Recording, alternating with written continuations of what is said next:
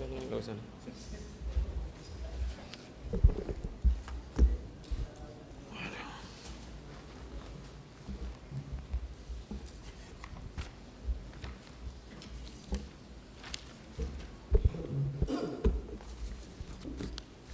Nggak ada yang main HP, udah HP taruh aja.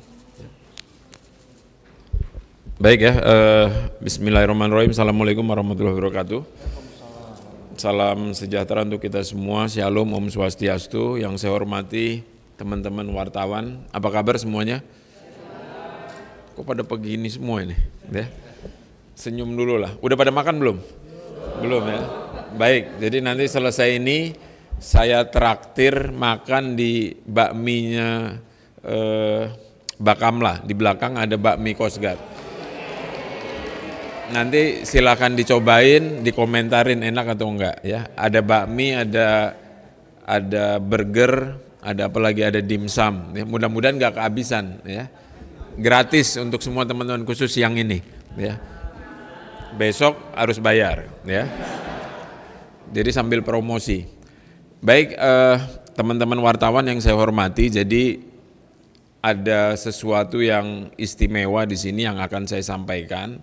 Dan ini juga sudah saya sampaikan ke pemerintah, dalam hal ini ke Bapak Menko Polhukam. Ya.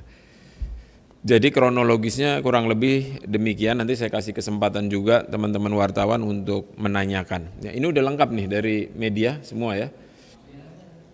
Nah jadi gini, yang pertama ya, tanggal 7 Juli kurang lebih hari Jumat ya, Pusat Informasi Maritim yang ada di Bakamla atau IMIX ya, Indonesia Maritime Information Center, kita mendeteksi ada spot yang mencurigakan. Spot itu ada dot, ada titik di radar kita, itu yang mencurigakan ya. Itu menjelang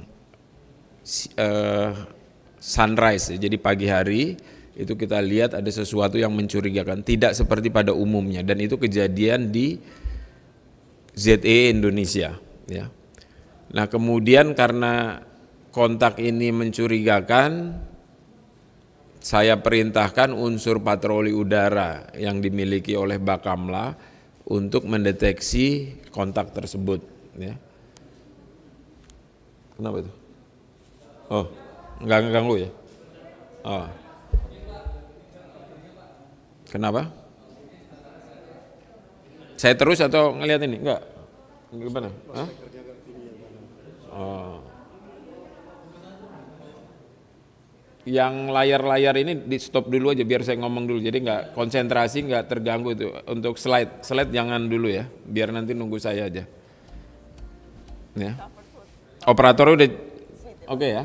Jadi nggak usah, tetap slide seperti ini saja, nggak usah dirubah-rubah ya. Nah, jadi nggak konsentrasi, nggak terganggu. Biar dengerin saya cerita dulu. Tes kedengeran?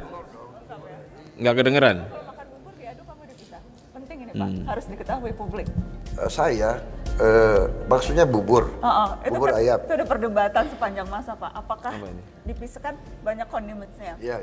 Jadi sekarang perdebatannya tuh selain siapa Messi atau Ronaldo, perdebatan adalah kalau kedengeran makan audionya? Ya.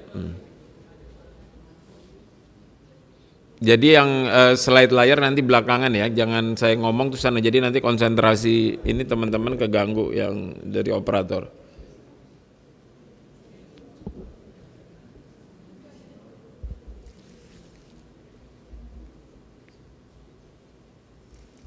Jadi slide belakang tetap aja seperti ini, nanti saya kasih lihat foto-foto saya, nanti selesai wawancara pada pertanyaan baru boleh nanti itu kan ya. Oke, udah siap dilanjut? Udah ya?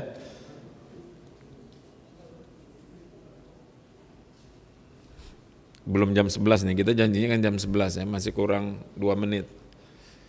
Baik ya, saya lanjut ya. Nah, jadi selesai terdeteksi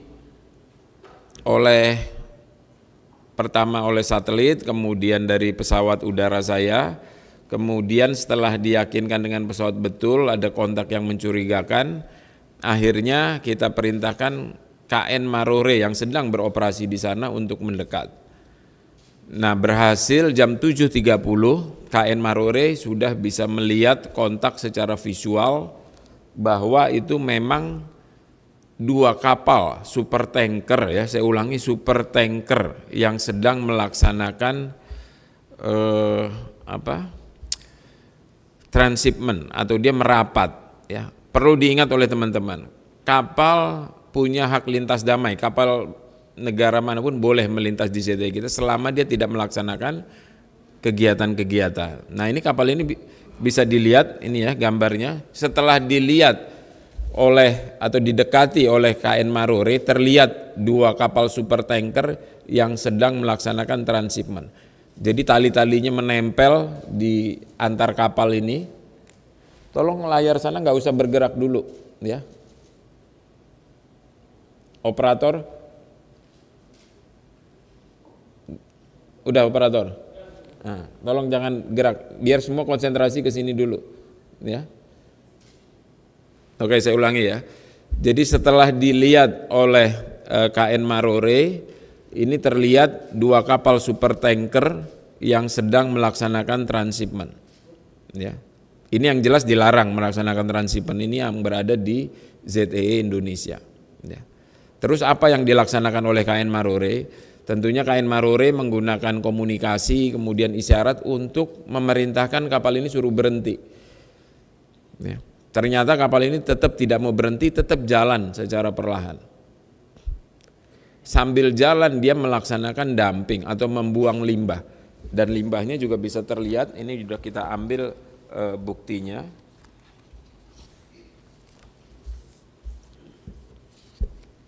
Ini bisa dilihat ya sama teman-teman wartawan. Ini udah kita foto pakai drone kita, ya. Nah, ini salah satu bentuk pelanggaran yang dibuat. Selain dia juga tidak patuh terhadap perintah yang dilaksanakan oleh aparat, yaitu untuk berhenti. Dia tetap jalan terus. Ya. Nah, ini kapal ini bisa dilihat ya, 2 super tanker di sini. Kemudian ini limbah yang dibuang oleh kapal itu. Ya. Berikutnya, karena tidak mau berhenti, kita tetap melaksanakan sesuai aturan. Ya, jadi kita ada tahap-tahap prosedur aturan untuk menghentikan kapal ini. Ya. Mulai dari komunikasi, ya, kemudian agak keras bicaranya, kemudian ngasih tembakan peringatan, ini udah kita laksanakan. Nembak ke udara, ke depan, ke haluan, ke buritan kapal, dia tetap tidak mau berhenti. Ya. Waktu itu memang tidak saya izinkan untuk menembak kapalnya. Sebetulnya aturannya kalau ada tahap-tahapnya itu yang terakhir boleh nembak. Tapi karena ini bawa bahan bakar, ini kalau ditembak, wah bisa dampaknya luar biasa, bisa meledak ini kapal ini. Nah, sehingga tetap kita bayang-bayangi, kita ikuti terus. Tapi memang kapal ini karena nakal, ya. Jadi kapal ini akhirnya terus berjalan dan sampai masuk ke ZEE-nya Malaysia. Ya, yang tadinya melaksanakan dumping, membuang limbah, kemudian tertangkap tangannya ada di ZEE Indonesia, ini sampai masuk ke ZEE Malaysia. Nah, ini aturannya beda lagi karena sudah melibatkan negara lain. Ya. Yang pertama, kita melaksanakan hot pursuit atau pengejaran seketika. Ya. Jadi kita ikutin terus, tapi saya tetap izin ke pihak Malaysia karena ya Bakamla menjadi ketua ASEAN Coast Guard Forum, ya, ACF kemarin baru kita laksanakan rapat-rapat ini. Makanya hubungan Bakamla dengan APMM, ya, Agensi Penguatan Maritim Malaysia atau Bakamlanya Indonesia, Bakamlanya Malaysia atau Coast Guard-nya Malaysia, ini sangat luar biasa hubungannya. Jadi diizinkan sama dia untuk terus mengikuti. Ya. Jadi mulai 7:30 pagi, ya, sampai siang ini kita ikuti terus sampai masuk ke wilayah ZEE-nya Malaysia. Ya. Tim pemeriksa saya dengan RIP, dengan skoci cepat, ya, ini tidak bisa naik karena kapal itu tinggi sekali dan tidak mau berhenti. Tapi terus kita ikutin kapal ini. Nah, akhirnya saya kontak dengan komandan APMM-nya Malaysia, dibantulah pasukan khusus dari APMM, pasukan khusus dari Coast Guard-nya Malaysia. Dia menerbangkan helinya, jadi mulai saya kontak kurang lebih waktunya 2 sampai 3 jam dia sudah aksi di sini.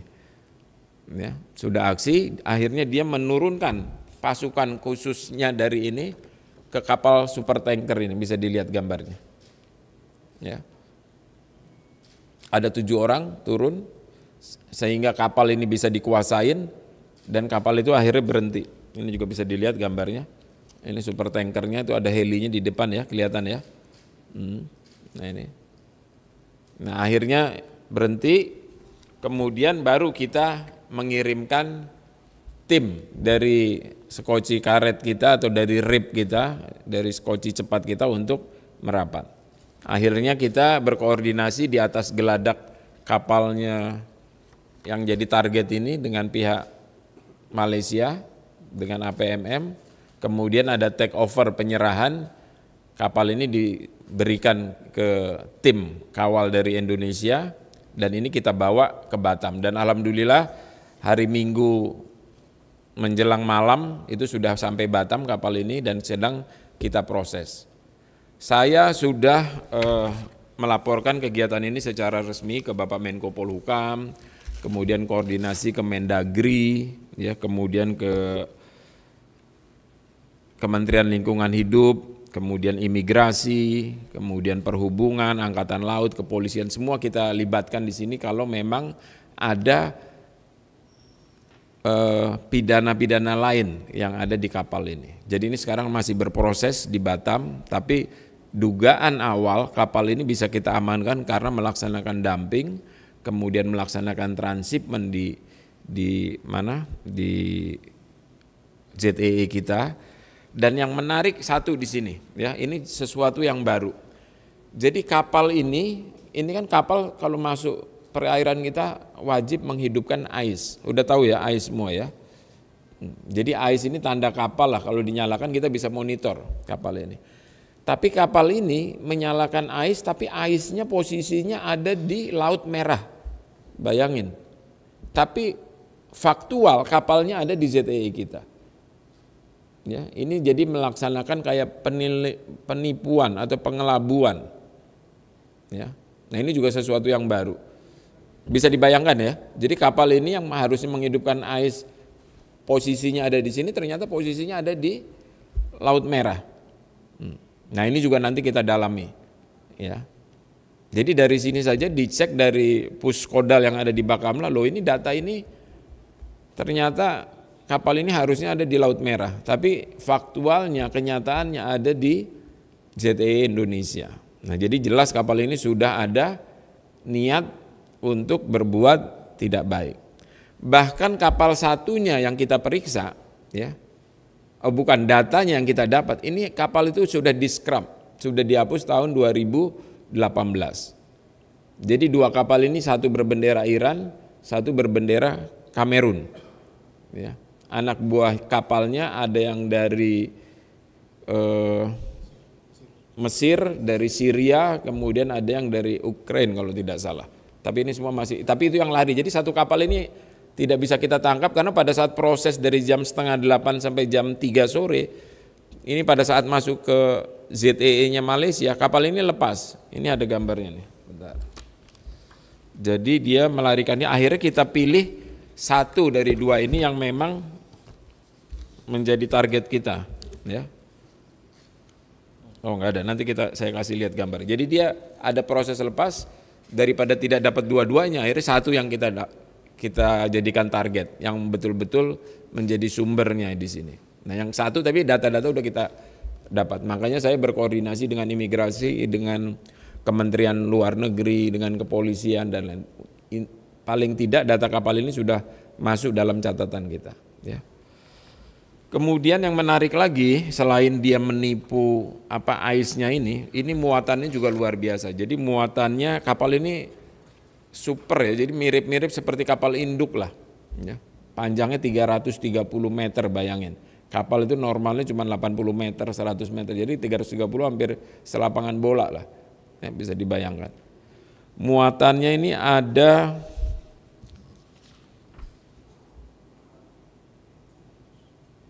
272.000 metrik ton, ya. atau 3,2 juta barrel. Ini senilai 4,6 T. Ya. Jadi kalau makan bakmi banyak tuh 4,6 T. Jadi kurang lebih demikian yang bisa saya gambarkan. Nah ini juga bentuk dari kolaborasi yang baik antara Bakamla dengan APMM, sesama Coast Guard ya, antara Coast Guard Indonesia dengan Coast Guard-nya Malaysia. Dan ini luar biasa kalau menurut saya, karena respon dari pihak Malaysia ini hanya 2-3 jam dia sudah bisa menerbangkan heli, bisa menurunkan pasukan khususnya dari Coast Guard-nya Malaysia untuk bisa mengendalikan, menghentikan kapal ini. Karena kalau tidak dibantu dengan Malaysia, dan ini apalagi masuk ke wilayah Malaysia, saya tidak bisa memeriksa, menghentikan. Karena kapalnya besar sekali, bisa dibayangkan, dilihat itu ya. Ini kapal saya agak jauh ini, itu kapal, 2 kapal super tanker yang luar biasa besarnya. Ya. Itu mungkin yang bisa saya sampaikan ke teman-teman wartawan. Saya kasih kesempatan kalau mau ada yang tanya silahkan. Berapa pertanyaan ini enaknya? Ya. 2, 3 atau 12? Silakan disebutkan nama, kemudian dari mana ya. Nanti baru habis ini nanti saya lengkapi dengan foto-foto atau keterangan yang lebih melengkapi apa yang sudah saya jelaskan tadi. Ya, silakan. Selamat siang Pak, Stefano ya. Pak dari Reuters. Pak mau nanya beberapa hal. Pertama itu mastiin aja Pak. Jadi penangkapan yang untuk MT Arman ini di tanggal berapa ya Pak? 7 atau 8? 7. Tanggal 7 ya Pak. Ya. Oke. Kemudian apakah udah ada info Pak?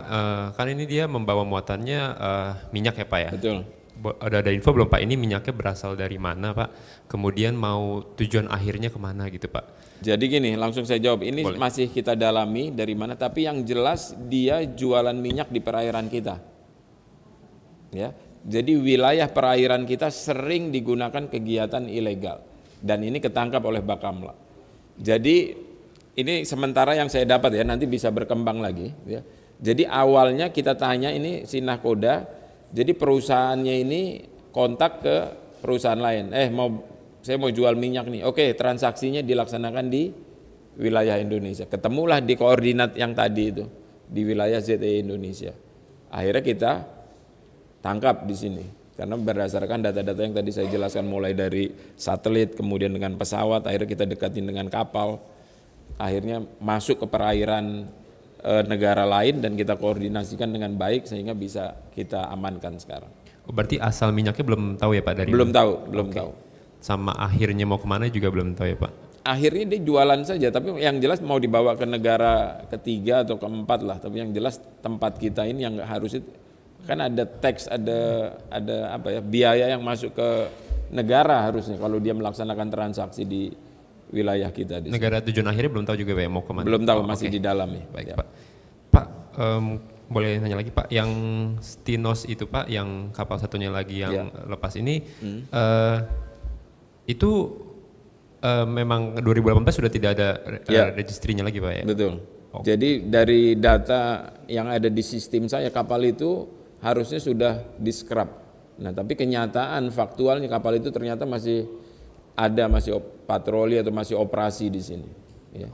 Ini kan bahaya kalau seperti ini, ibaratnya kayak mobil, data mobilnya sudah tidak ada, tapi dia masih jalan. Kalau ada sesuatu kan aman dia ternyata. Ya. Terakhir Pak, mungkin step selanjutnya mau dilakukan Bakamla setelah penangkapan ini apa ya Pak? Terima kasih. Kita laksanakan sesuai aturan hukum yang berlaku, baik itu hukum nasional maupun internasional. Dan saya akan berkoordinasi dengan semua kementerian lembaga yang terkait. Tentunya harus ada efek jera ke orang-orang yang tidak bertanggung jawab melaksanakan kegiatan di perairan Indonesia maupun yurisdiksi Indonesia. Karena kedaulatan kita tetap harus kita jaga di sini. Intinya itu. Ya, terima kasih. Nggak apa-apa ya, langsung saya jawab aja ya, biar langsung enak di sini. Oke, lanjut. Izin Bapak, saya Sahrul dari Jawa Pos. Ada beberapa pertanyaan. Pertama terkait dengan dugaan pelanggarannya Bapak. Apakah sudah masuk ke pasal-pasal yang memang melanggar aturan kita? Pasal berapa kalau memang sudah yang dugaan pelanggarannya? Kemudian tadi kan disampaikan kapalnya ini sudah merapat ke daerah Batam, dibawa merapat ke daerah Batam. Kemudian nanti untuk proses hukum berikutnya terkait dengan penyidikan dan sebagainya ini Bakamla kerjasamanya akan dengan kepolisian daerah atau mungkin langsung dengan Mabes Polri gitu Bapak. Yang ketiga terkait dengan pelanggaran seperti ini kan bukan yang pertama. Sebelumnya juga sempat terjadi melibatkan kapal besar dan mungkin saja di wilayah perairan Indonesia yang lain juga ada potensi pelanggaran seperti ini. Apa yang kemudian akan dilakukan Bakamla dengan kita tahu bahwa masih ada keterbatasan personil, alut dan sebagainya Bapak. Langkah jangka pendek, langkah jangka panjangnya. Terima kasih Bapak. Baik. Yang jelas kapal ini melanggar aturan-aturan yang ada baik internasional maupun nasional ya. Dan ini detailnya nanti ada tentunya. Kita nggak bisa menentukan kapal ini kita tahan kalau tidak ada pelanggaran. Yang jelas ada. Salah satu yang kelihatan nyata adalah dumping atau pencemaran. Ini udah nggak boleh, ya. Ini udah nggak boleh. Apalagi di perairan kita. Bahkan dunia mengecam sekarang karena ini dampaknya luar biasa. Yang kedua dia melaksanakan transhipment seperti ini nggak boleh. Ya, di ZTE kapal boleh hanya melintas saja, hak lintas damai itu boleh. Tapi kalau ini tidak boleh, apalagi dihentikan juga dia tidak mau. Sampai dikasih tembakan peringatan kamu masih jalan.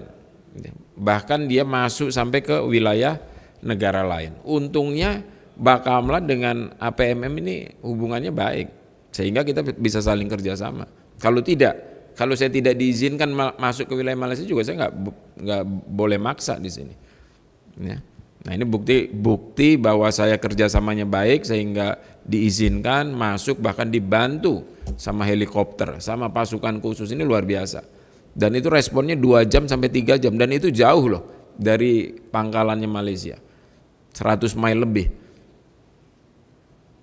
Ya, ini makanya saya mau ngasih penghargaan khusus untuk tim dari Malaysia dalam waktu dekat ini karena kerjasama sesama tetangga yang sangat positif, makanya saya akan membuat acara khusus nanti akan saya kasih penghargaan lah untuk mereka semua di sini, ya, sehingga kapal ini bisa kita amankan. Kemudian ke depan betul, ini udah 2 kali Bakamla, mungkin 2 tahun yang lalu ya kita nangkep seperti ini juga, tapi itu di perairan Pontianak. Jadi memang banyak wilayah kita yang dijadikan tempat transaksi-transaksi ilegal. Ya. Ke depan ya kita harus berkoordinasi dengan semua kementerian lembaga yang punya aset kapal, yang punya aset sensor untuk sama-sama saling mengamati sehingga dengan keterbatasan kita bisa saling menutupi di sini sehingga kegiatan-kegiatan ilegal seperti ini bisa kita kurangi tentunya ke depan. Ya, mungkin itu dari saya. Ya, terjawab semua ya.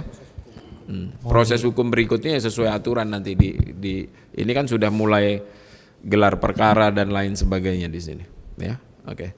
Silakan. Izin Pak, Gita Pak dari tribunnews.com Pak. Mau tanya terkait kru atau ABK yang dari kapal yang berbendera Iran ini ada berapa banyak Pak yang diamankan sekarang? Ya. Dan kemudian yang kedua ini tadi kan disebutkan ada semacam modus baru gitu ya Pak terkait dengan penggelapan atau penipuan AIS itu tadi ya. Itu yang melakukan itu tuh yang kapal berbendera Iran ini atau yang kabur ya Pak? Oke, mungkin itu aja Pak. Terima kasih. Baik, terima kasih. Untuk personil di sini, bentar. Ada berapa orang personilnya? 29. Ada 29 orang, ada penumpangnya ada istrinya nahkoda sama anaknya nih, 3 orang.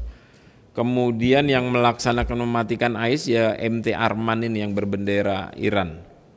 Ya. Ini melaksanakan spoofing istilahnya atau penipuan. Jadi ngidupkan AIS tapi posisi AIS-nya ada di Laut Merah, tapi kapalnya sendiri ada di sini. Kan memang udah berniat jahat di sini. Ya, ibaratnya kayak nipu tuh kalau apa tuh? Kalau pakai GPS atau apa kan banyak itu. Kalau misalnya telepon kita ini kitanya ada di mana, tapi seolah-olah kita ada di mana gitu loh. Nah yang jelas dari situ aja udah ada niat untuk berbuat yang tidak baik, ya. Ya kenapa? ini masih kita dalami, tapi semua sebagian besar dari Iran sama Mesir di sini ada yang nahkodanya, ya. Itu makanya nanti saya melibatkan imigrasi, melibatkan Kementerian Luar Negeri yang lain. Makanya semua sekarang tim lagi ke Batam ini, ya. Oke, ada lagi? Tadi ya silakan. Ya. Izin Pak Aan beserta jajaran, salam kenal, saya Nirmala dari Kompas.com Pak. Karena ini mumpung di wilayahnya di Laut Natuna Utara gitu Pak, ini bisa dibilang tanda kutip agak panas di sini karena persaingan geopolitik dan sebagainya gitu kan. Tadi juga disebutkan oleh Pak Aan kalau tidak ada heli Malaysia mungkin ini tidak terdeteksi oleh Indonesia Coast Guard. Bukan tidak terdeteksi, tidak bisa kita hentikan. Iya, tidak bisa. Kalau bisa deteksi dihalau udah kita gitu deteksi kan. dari pagi Iya. udah kita deteksi ya. Siap, gitu Pak. Mungkin lebih tanya ke postur kekuatan Bakamla gini kan, khususnya di Laut Natuna Utara gitu kan, untuk menghentikan atau menghalau semacam kejadian ini gitu Pak. Utamanya terkait dengan Coast Guard Cina yang mungkin kapalnya gede-gede gitu Pak, dan punya kemampuan yang seperti militer juga Pak. Mungkin apa sih yang kurang mungkin dari kapal patroli yang diperbanyak atau mungkin heli yang diperbanyak gitu Pak, atau mungkin pesawat patrolinya dari Bakamla gitu Pak. Terus kemudian yang kedua, beberapa hari lalu arahan presiden yang disampaikan Menko Polhukam, Indonesia pengen membentuk Indonesian Coast Guard gitu Pak. Sementara di sini ada Bakamla yang sudah menjadi Indonesian Coast Guard. Benar ini Indonesia Coast Guard ini nanti arahnya akan diperkuat Bakamlanya atau sebagai lembaga atau institusi sendiri gitu Pak. Terima kasih. Baik, dari mana ini tadi? Kompas.com Pak. Kompas.com. Jadi di Laut Natuna Utara kita setiap hari melaksanakan patroli di sana, tapi tidak setiap hari juga di laut, tapi tergantung dari intent dari situasi. Kalau memang ada seperti contoh sekarang ini ada ini, baru kita gerakan ke sana. Karena untuk menggerakkan kapal ini nggak murah. Ya, kalau kita tiap hari harus ada di sana itu juga berat biayanya. Oleh sebab itu salah satu upayanya kita melihat kalau memang ada sesuatu yang memang kita harus hadir di sana. Tapi ada kapal-kapal kita yang standby di Natuna sana. Ya. Seperti contoh kalau memang ada Cina Coast Guard masuk, ya kita nanti akan menghalau, akan mendekati, akan shadowing, akan membayangi kapal-kapal itu. Kemudian kalau kapal-kapal saya lagi ngisi bahan bakar, lagi repair, lagi perbaikan, ini diisi nanti kita kerjasama sama Angkatan Laut, sama kapal-kapal KKP juga di sana. Jadi saling mengisi di sini untuk mengisi kekosongan. Ya. Dan kita juga sudah ada konsep operasi bersama. Jadi nanti di sini kita bisa melaksanakan operasi secara bersama dengan kementerian lembaga yang ada di sini untuk saling mengisi. Ya. Kemudian masalah pembentukan Coast Guard, betul pemerintah akan membentuk Coast Guard. Kenapa? Karena sekarang ada dualisme Coast Guard. Mungkin teman-teman tahu ya, pernah baca Undang-Undang 17 tahun 2008 itu salah satu fungsi dari KPLP adalah di situ disebutkan Sea and Coast Guard. Betul ya? Nah, Bakamla dibentuk tahun 2014 berdasarkan Undang-Undang 32. Makanya pemerintah ingin membentuk Indonesian Coast Guard dan merevisi Undang-Undang 32. Bakamla siap kemanapun, apa yang diperintahkan oleh pemerintah kita akan loyal, ya. Mau bergabung, mau digabung, yang penting harus ada satu dulu Coast Guard. Tapi sementara sekarang Bakamla sudah acting seperti Coast Guard, ya. Hanya nanti diperkuat dengan undang-undang itu, ya. Intinya Bakamla siap, mau jadi apapun kita siap sesuai dengan arahan pemerintah. Tapi intinya harus ada satu Coast Guard dulu di Indonesia ini, ya. Nah, tapi sekarang Bakamla sudah melaksanakan kegiatan-kegiatan dengan berdasarkan Undang-Undang 32, berdasarkan PP 13, di situ Bakamla sudah melaksanakan kegiatan-kegiatan Coast Guard. Karena kalau tidak Bakamla yang melaksanakan siapa? Kan nggak ada. Ya, nah, sekarang ini hanya memang nanti harus diperkuat lagi dengan revisi Undang-Undang 32 yang tadi ditanyakan oleh Kompas.com ya, betul ya? Oke, terjawab ya? Oke, selesai. Ada lagi? Ya, silakan. Saya Anto Pak dari RRI Pak. Saya hanya pengen ada sedikit pencerahan dari kejadian atau peristiwa penangkapan ini Pak. Kalau tadi disebutkan, saya mencoba mencermati yang Bapak sampaikan bahwa transhipment ini bisa dikatakan tidak ada kaitannya dengan Indonesia. Mereka tidak menyelundupkan dari Indonesia ataupun mengeluarkan dari Indonesia.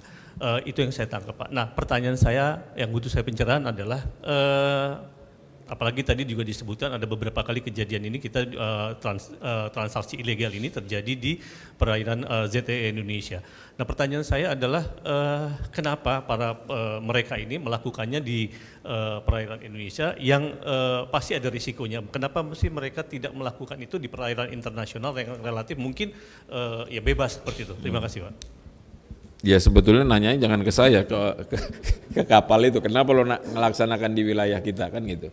Cuman sementara dugaan yang bisa saya jawab, yang pertama mungkin dia ngerasa perairan Indonesia ini kurang ketat. Ya. Yang kedua mungkin merasa sanksinya tidak berat mungkin, ya kan.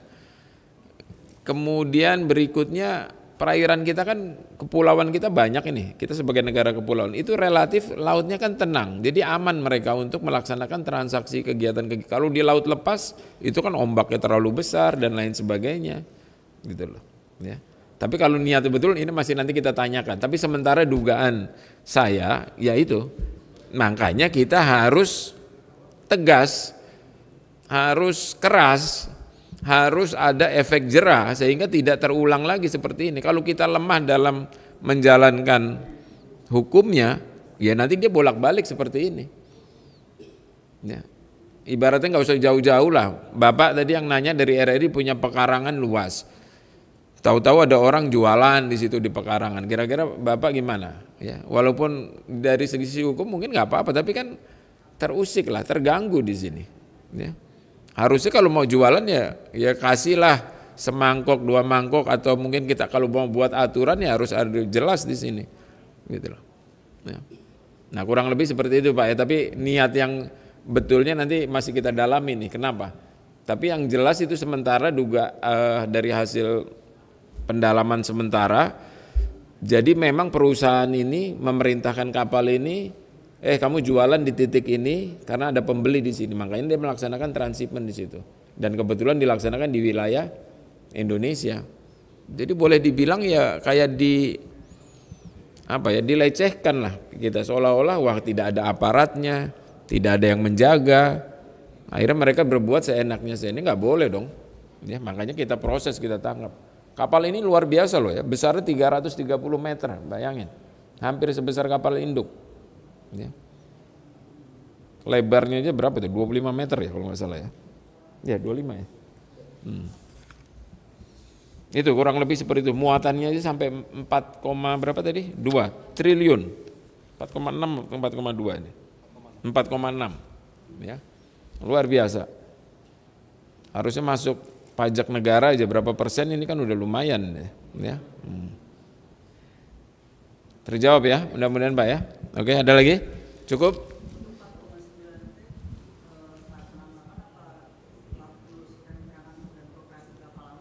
Setelah kita tangkap ini, kita cek muatannya sejumlah itu, kita konversikan ke uang, nilai muatannya itu sekian. Kalau 2 kapal bisa berapa itu atau mungkin? Ya. Belum. Kalau transaksi sekarang udah nggak zaman pakai uang kali ya.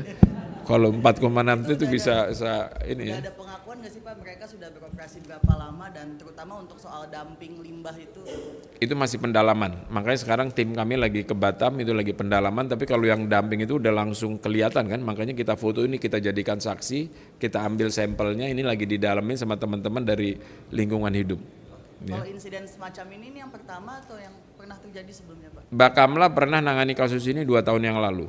Ya, itu di perairan Pontianak, dan itu juga sampai ke pengadilan. Dan harapan saya pingin kasus ini sampai ke pengadilan. Apapun penjatuhan hukumannya, tapi paling tidak ada efek jera. Dia tidak mengulangi lagi di wilayah kita. Intinya itu saja. Ya. Baik, saya rasa cukup. Oke, Metro silakan. Ya, dari Metro TV dan Media Indonesia Pak, salam kenal, saya Arbida.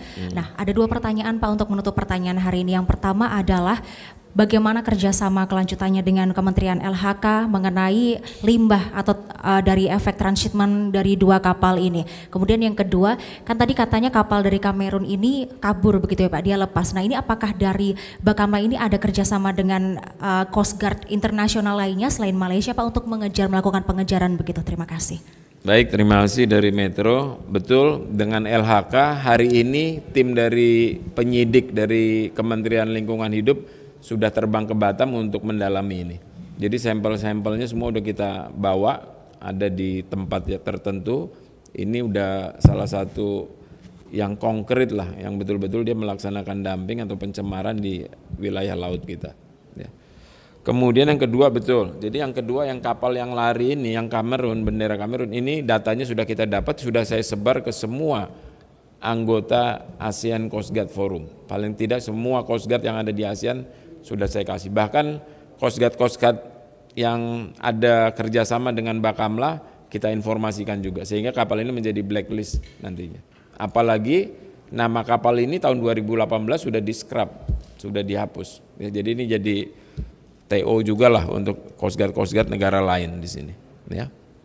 Baik, saya rasa cukup. Terima kasih. Nanti kalau mau detail apa bisa ditanya ke Kolonel Wisnu, ke Pak Wisnu tentang gambar, kemudian oleat dan